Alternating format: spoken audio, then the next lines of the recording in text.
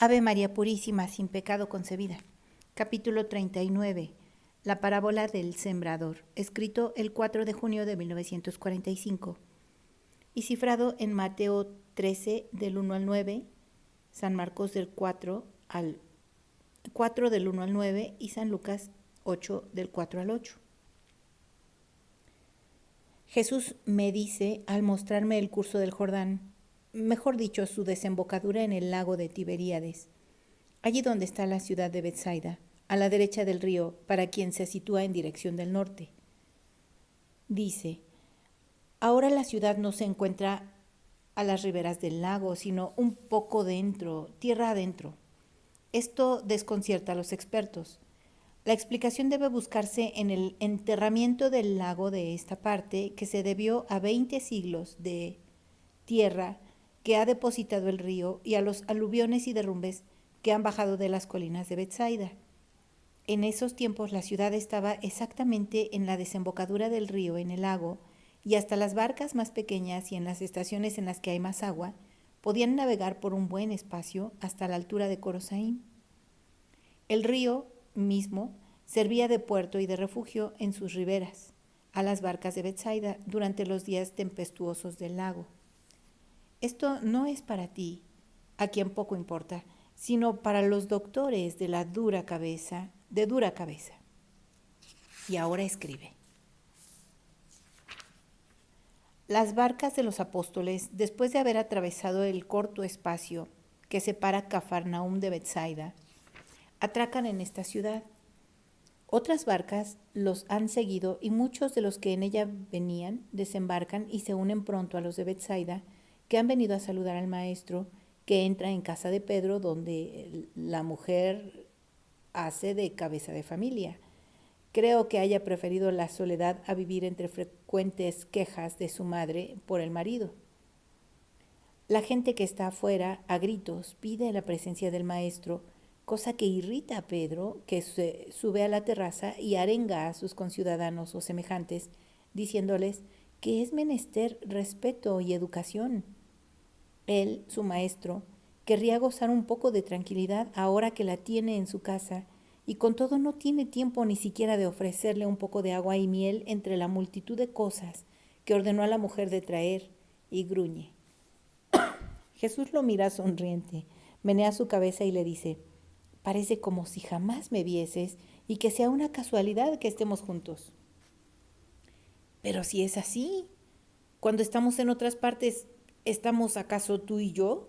Ni por sueños. Entre tú y yo está el mundo con sus enfermos, afligidos, oyentes, curiosos, calumniadores, enemigos. Y nosotros, tú y yo, jamás estamos juntos. Aquí al contrario, estás conmigo en mi casa y deberían entenderlo. Realmente está enfadado Pedro. Pero no veo ninguna diferencia, Simón. Mi amor es igual, mi palabra es la misma. Que te la diga en privado o en público, ¿no es lo mismo? Pedro entonces confiesa su gran dolor. Es que soy un pedazo de tonto y pierdo la atención fácilmente. Cuando hablas en alguna plaza, en algún monte, entre la gente, no sé por qué yo entiendo todo, pero después no me acuerdo de nada. Lo he dicho a mis demás compañeros y dicen que tengo razón. Los demás, quiero decir, la gente que te escucha, te entiende y recuerda lo que dices. ¿Cuántas veces hemos oído que alguien te dice, no he venido porque tú lo dijiste, no he hecho esto porque tú lo dijiste? O bien, he venido porque una vez te oí decir esto y me llegó al corazón. Nosotros al contrario, es como un torrente de agua que pasase sin detenerse. El lecho del río no la retiene. El agua se ha ido. Viene otro torrente, sí, muy grande, pero pasa y pasa y pasa. Y con horror pienso que si, como tú dices, así será, llegará el momento en que no estarás más con el río y yo, ¿qué podré dar al que tiene sed si no guardo ni siquiera una gota de tanto que me das? Los demás apoyan también las quejas de Pedro. Se lamentan de no tener en sí nada de lo que oyen, cosa que deberían de tener para responder a los que les hacen preguntas. Jesús sonríe y dice: no me parece que sea así. La gente está muy contenta de vosotros. Oh, sí, por lo que hacemos. Abrirte pasos a codazos, llevar los enfermos, recoger las limosnas y decir: sí, aquel es el maestro. Bonita cosa, ¿no es así? No te rebajes tanto, Simón. No me rebajo, me conozco. Es la cosa más difícil de la sabiduría. Quiero quitarte esta pena tan grande. Cuando he hablado y no habéis podido comprender todo y retenerlo, preguntadme sin temor de aparecer molestos o de disgustarme. Siempre tenemos horas de intimidad. En estas, abridme el corazón. Mucho doy a tantos, ¿y qué no daría yo a vosotros, a quien amo como Dios no podría más? Has hablado de ondas que vienen y que van y queda en el lecho. Vendrá un día en que caerás en la cuenta de que cada onda depositó en ti una semilla y que cada semilla ha producido una planta. Te encontrarás ante flores y plantas para todos los casos. Te sorprenderás de ti mismo. Dirás: pero, ¿qué me ha hecho el Señor? Porque en ese entonces habrás sido redimido de la esclavitud del pecado y tus virtudes actuales serán perfeccionadas en un alto grado. Según Juan 16:13. Tú lo dices, Señor, y yo me confío a tu palabra. Vamos con quienes nos están esperando. Venid, la paz sea contigo, mujer. Esta noche me darás hospedaje. Salen y Jesús se dirige al lago para que la multitud no le oprima. Pedro está pronto en separar la barca de la ribera unos cuantos metros, de modo que oigan todos la voz de Jesús, pero al mismo tiempo que haya un espacio entre él y los oyentes. Desde Cafarnaúm a aquí he pensado en la parábola que os diré y he encontrado algo en lo sucedido en la mañana. Visteis que se acercaron a mí 3 hombres, uno espontáneamente, el otro porque yo se lo dije, y el tercero por un entusiasmo pasajero. Y habéis visto que de ellos tan solo me quedé con 2. ¿Por qué? ¿Vi acaso en el tercero a un traidor? No, no es así, sino a uno que no estaba preparado. Aparentemente parecía menos preparado este que está a mi lado y que se dirigía a sepultar a su padre. Sin embargo, el impreparado era el tercero, el que estaba preparado sin saberlo, de modo que ha sabido realizar un sacrificio muy heroico. Es este. El heroísmo en seguir a Dios siempre es prueba de una gran preparación espiritual. Esto explica ciertos hechos sorprendentes que suceden a mi alrededor. Los mejor preparados para aceptar el Mesías, cualquiera que sea su casta, cultura, vienen a mí con una prontitud y fe absolutas. Los menos preparados me ven como un hombre que sale de lo acostumbrado, o bien me estudian con desconfianza o curiosidad, o si se quiere me atacan y me denigran acusándome de varios modos. Las diversas maneras de obrar están en proporción de la falta de preparación de los espíritus. En el pueblo elegido se debería encontrar en todas partes espíritus prontos a recibir este Mesías, que con tanta ansia desearon patriarcas y profetas. Este Mesías que finalmente ha llegado, al que han precedido y acompañan todas las señales profetizadas. Este Mesías cuya figura espiritual se delinea cada vez más clara a través de los milagros visibles que hace en los cuerpos y en los elementos, y en los milagros visibles que hace en las conciencias que se convierten, y en los gentiles que vienen al Dios verdadero. Y por el contrario no es así. Son los hijos de este pueblo quienes más obstinadamente se oponen a seguir al Mesías. Y es doloroso decirlo. Esta resistencia es tanto mayor cuanto más se sube a las clases altas. No digo esto para ponerlos en mal, lo hago para que oréis y para que reflexionéis. ¿Por qué sucede esto? ¿Por qué los gentiles y los pecadores avanzan mejor por mi vía?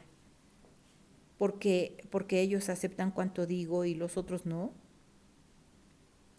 Porque los hijos de porque los hijos de Israel han echado anclas, mejor dicho, se han adherido como costras de perlas en donde nacieron, porque están satisfechos, llenos, obesos con su sabiduría y no quieren abrir paso a la mía, echando afuera lo superfluo para dejar lugar a lo necesario. Los otros no conocen esta esclavitud. Son pobres, paganos o pobres pecadores, cual naves a la deriva sin ancla. Son pobres que no tienen tesoros propios, sino fardos de errores o pecados, de los que se despojan con alegría, apenas logran comprender qué cosa es la buena nueva. Y gustan su miel fortificante que es del todo diversa a la mezcla repugnante de sus pecados. Oíd, y tal vez comprenderéis mejor cómo puede haber diversos frutos en una misma obra. Salió un hombre a sembrar. Tenía muchos campos y de diversas clases. Algunos los había heredado de su padre y por descuido había dejado que creciesen espinas. Otros los había comprado de alguien que había sido negligente y así como los compró, los dejó. Otros campos estaban cruzados de caminos porque este hombre era muy comodín y para no caminar mucho, atravesaba por sus campos de un lado a otro. Había, en fin, otros cercanos a su casa que había cuidado para que le diesen una vista agradable. No había piedras en ellos, ni espinas, ni hierba. Estaban limpios. Así pues, este hombre tomó su morral de semillas, lo mejor, y empezó a sembrar. La semilla cayó en un terreno bueno, blando, limpio, abonado que estaba en su casa cercano. Cayó también en los campos cruzados de caminos y en las veredas, y que además estaba el polvo que venía a cubrir la tierra buena. Otras semillas cayeron en campos donde la desmaña humana había dejado crecer espinas. El arado las revolvió, parecía como si no estuviesen ya, pero allí estaban, porque tan solo el fuego es capaz de destruir las malas plantas e impedirles volver a retoñar. Las últimas semillas cayeron en campos recientemente comprados que había dejado tal cual, sin labrarlos ni quitarles las piedras metidas en el suelo y que cual empedrada impedía que prendiesen las raíces tiernas de la semilla. Y después de haber esparcido toda la semilla, regresó a su casa y dijo: «Oh, qué bien, ahora no hay más que esperar la cosecha». Y se felicitaba porque en el correr del tiempo veía que despuntaba el trigo y en los campos cercanos a su casa y que crecía muy bien. «Oh, qué alfombra tan suave y qué espigar! ¡Oh, qué mar de cabelleras rubias que cantaban chocando una contra otra sus canciones al sol!». Y el hombre decía: «Como estos campos, todos los demás. Preparemos la guadaña y los graneros. ¡Cuánto pan, cuánto oro!». Y se congratulaba a sí mismo. Segó el trigo de los campos cercanos y luego pasó a los que heredó de su padre, que había dejado que en ellos crecieran hierbas, y quedó sorprendido. La semilla había nacido, pues las tierras eran buenas, fértiles, abonadas, pero la fertilidad había ayudado también a las espinas que habían sido revueltas bajo tierra, pero no exterminadas. Habían retornado y habían producido ramajes de zarzas a través de las que el trigo no había podido salir, sino una que otra espiga. Todo lo demás estaba muerto. El hombre dijo: «Oh, no fui cuidadoso en este lugar, pero allá no habrá zarzas y habrá sido mejor». Pasó a los campos que recientemente había comprado. Su estupor se tornó en dolor. Delgadas, amarillentas hojas de trigo estaban tiradas por el suelo como heno seco. «¿Pero cómo es posible? ¿Pero cómo es posible?». Y lloraba el hombre. Y con todo, aquí no había espinas. Y con todo, la semilla fue la misma. Y con todo, había nacido tupida y hermosa. Se echa de ver por las hojas y abundancia de ellas. Pero, ¿por qué pues todo esto ha muerto sin producir una espiga? Y en su dolor se puso a rascar el suelo para ver si encontraba nidos de topos o de otros animales. Nada de insectos y roedores. No había, pero estaba lleno de piedras. Realmente un pedregal. Los campos estaban literalmente empedrados y la poca tierra que se veía había sido solo un engaño. Oh, si hubiese metido más profundo el arado cuando era tiempo. Oh, si hubiese pensado antes de aceptar estos campos y comprarlos como buenos. Oh, si al menos después del error cometido en haberlos comprado los hubiese preparado a costa de fatiga. Pero ahora ya era tarde e inútil lamentarse. El hombre se puso de pie destruido y se fue a los campos cruzados de veredas que estaban hechos por comodidad. Se rasgó las vestiduras de dolor. Aquí no había nada, nada absolutamente. La tierra negra del campo estaba cubierta con una ligera capa de polvo blanco. Se dejó caer en el suelo gimoteando. ¿Por qué? Aquí no había ni espinas ni piedras. Son campos nuestros. ¿Por qué? Mi abuelo, mi padre y yo siempre los hemos tenido. Y por años y años este terreno los hemos abonado. Yo abrí veredas. Habré quitado terreno bueno, pero aún esto no lo habría hecho estéril. Lloraba todavía cuando su dolor tuvo la respuesta de una parvada de voraces pájaros que en los caminos saltaban a los campos y de estos a ellos para buscar y buscar y buscar la semilla, y buscar la semilla y volver a buscar la semilla.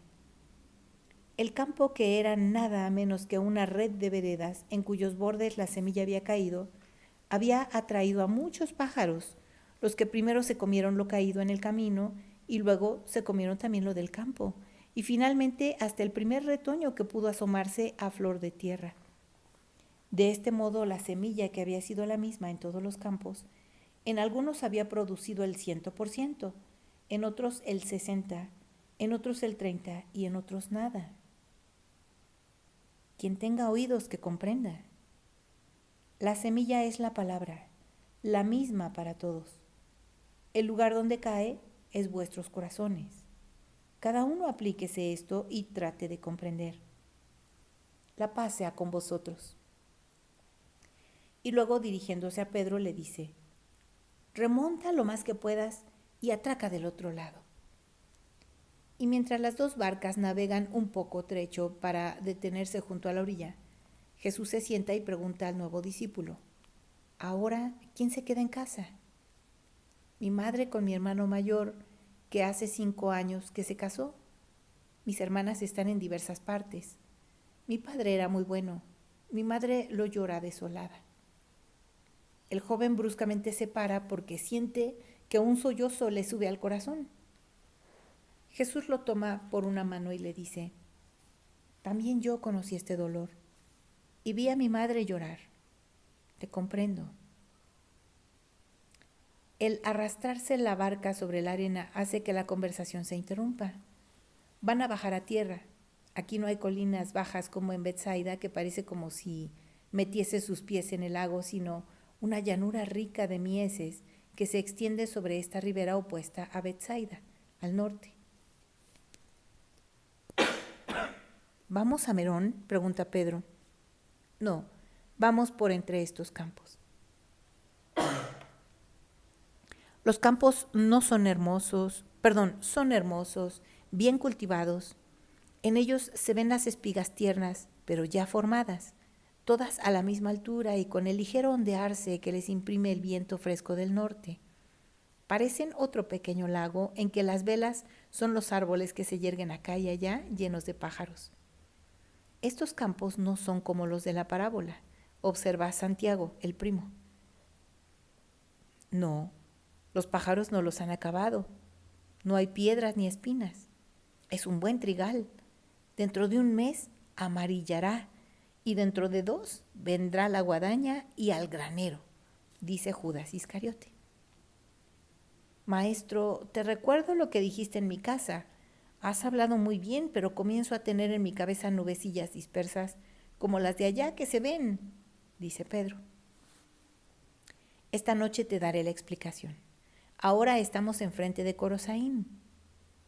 Jesús mira fijamente al nuevo discípulo diciéndole, a quien se le da y el tener no quita el mérito del que da. Perdón, a quien da se le da y el tener no quita el mérito del que da. Condúceme a vuestro sepulcro y a la casa de tu madre. El joven se arrodilla, besando entre lágrimas la mano de Jesús. Levántate, vamos. Mi corazón ha sentido tu llanto. Quiero fortificarte en el heroísmo con mi amor. Isaac, el viejo, me había contado que tú eres bueno. Isaac, al que le curaste la hija, fue mi apóstol, pero veo que tu bondad es todavía mayor de lo que se me ha dicho. Saludaremos también a Isaac para darle las gracias de haberme dado un discípulo. Han llegado a Corosaín y la casa de Isaac es la primera que se ve. El anciano que está regresando a su casa, cuando ve el grupo de Jesús y discípulos, y entre ellos al joven de Corosaín, levanta los brazos con su bastoncito en la mano y se queda casi sin respirar, con la boca abierta. Jesús sonríe y su sonrisa le devuelve la voz al anciano. Dios te bendiga, maestro, pero ¿por qué a esta honra a mí? Para decirte gracias. Pero ¿de qué cosa, Dios mío? Yo soy el que debo decirte esta palabra.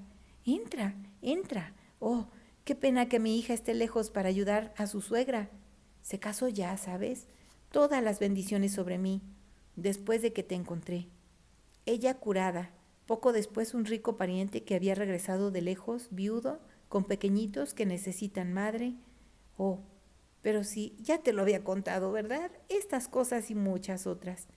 Mi cabeza está ya vieja, perdóname. Tu cabeza es de un sabio y olvida hasta gloriarse del bien que hace por su maestro. Olvidarse del bien hecho es sabiduría, demuestra humildad y demuestra confianza en Dios. Pero yo no podría. ¿Y este discípulo que tengo ahora no es por ti, Isaac? Bueno, pero yo no he hecho nada, ¿sabes? Solo le dije la verdad. Y estoy contento de que Elías esté contigo. Se voltea al joven y le dice, tu madre, después de los primeros momentos de sorpresa, secó su llanto al saber que eras el maestro. Tu padre tuvo un digno entierro. Hace poco que está en el sepulcro. ¿Y mi hermano? Cállate, ¿sabes? Le costó un poco ver que no estabas. Todavía él piensa así. El joven se vuelve a Jesús. Tú lo dijiste. Yo no quisiera que estuviese muerto. Haz que torne a la vida como yo y a tu servicio. Los demás no entienden y se miran con ojos interrogativos, pero Jesús responde, no te desesperes y aguarda. Luego bendice a Isaac y se va, no obstante todo lo que se hace por retenerlo. Van primero al sepulcro cerrado y oran. Después, a través de un viñedo que todavía está semidesnudo, llegan a la casa de Elías. El encuentro de ambos hermanos es un poco serio. El mayor se siente ofendido y quiere hacerlo notar. El menor se siente humanamente culpable y no sabe qué hacer. Pero al llegar la madre, que sin decir palabra alguna se postra y besa la orla del vestido de Jesús, el ambiente se tranquiliza e igualmente los ánimos, de modo que se quiere honrar al maestro. Él, por su parte, no acepta nada, tan solo dice, que vuestros corazones sean justos, el uno para con el otro, como justo era por quien lloráis. No hagáis de lo sobrehumano algo humano, la elección para ser discípulo y la muerte. El alma del justo no se intranquilizó al ver que faltaba el hijo a la sepultura de su cadáver. Antes bien está serena y segura del futuro de su Elías. El pensamiento del mundo no turbe la gracia de la elección. Si el mundo se asombró al ver que éste no estuvo cerca del féretro paterno, Los ángeles se han alegrado al verlo al lado del Mesías. Sed justos. Y tú, madre, consuélate con esto. Has educado bien a tu hijo y la sabiduría lo ha llamado. Os bendigo a todos. La paz sea con vosotros, ahora y siempre. Regresan al río por donde vinieron y de allí a Betsaida. Elías ni siquiera un momento se detuvo en el umbral paterno. Después de haber dado el beso a su madre, siguió al maestro con la simplicidad con que un niño sigue a su padre. El Señor te bendiga y te guarde, haga brillar su rostro sobre ti y te conceda su gracia. El Señor vuelva su rostro hacia ti y te conceda su paz.